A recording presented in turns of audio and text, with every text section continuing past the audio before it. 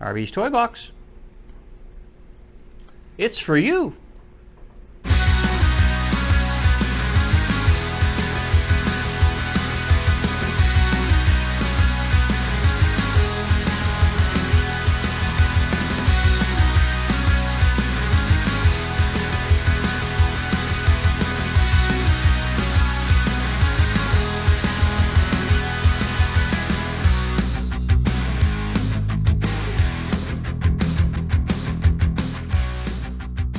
Today on RB's Toy Box, we are going to go over another one of my vintage collections. Now, this little guy here is one of the 4-pole plug phones. Now, that means it is pre-1950.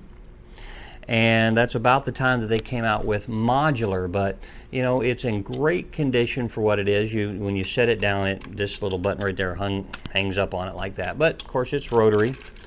And you know, the trick with these is they were super fashionable. Now, these obviously in Europe a little more so than here in the States. In Russia, they went absolutely crazy for these types of designs.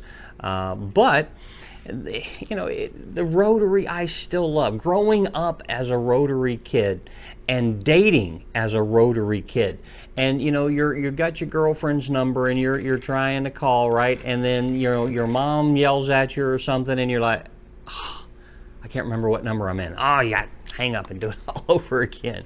But this little guy right here, picked up at a flea market, and it's just in great shape. Now this, I've got quite a few different types of phones here, but this one here is just in great shape. But with these 4 poles, it's a little more difficult to modify them to do different sound effects and so forth, because they're pre-modular, and that pre-modular inside, when they remove that big resistor, that allowed you to do direct feeds into the speakers.